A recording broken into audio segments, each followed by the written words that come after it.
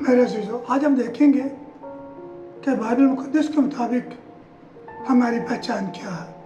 हम खुदा की मखलूक, खुदा के चुने हुए लोग, शाही कानों का फ़िरका, मुक़द्दस कौम और ऐसी उम्मत जो खुदा की ख़ास मलकियत है। हम खुदावंद के वारिस और आसमानी बादशाहत के शरीक हैं।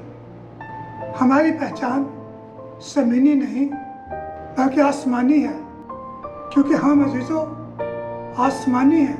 मैं आपको एक कहानी के ज़रिए से ये बात समझाऊंगा। एक ज़मींदार के पास बहुत सी मुर्गियाँ थी और मुर्गियाँ हर रोज़ अंडे देती थी। एक दिन वो ज़मींदार पहाड़ पर गया। पहाड़ के दामन में से उकाब का एक अंडा मिला। उसने सोचा क्यों ना मैं ये अंडा मुर्गी के अंडों के साथ मुर्गी के नीचे रख दूं, ये बच्चा भी निकल आएगा। सब अंडों में से बच्चे निकले और उकाब का बच्चा भी निकला। उकाब का बच्चा मुर्गियों के साथ जमीन पर चलता, जमीन पर दाने चुगता और जमीन पर छलांगे लगाता था। मेरे अज़ीज़ों, एक दिन आसमान से एक उकाब जब नीचे उतरा तो उसकी निगाह से बच्चे पर पड़ी और वो नीचे उतरा। उस बच्चे से कहा, भाई तुम इन मुर्गियों के साथ क्या करते हो? उसने कहा कि मैं मुर्गी हूँ। उसने कहा, उड़ो। स्वयं उड़ नहीं सकता क्योंकि मैं मुर्गी हूँ। उसने कहा, नहीं, अपने परों को खोलो।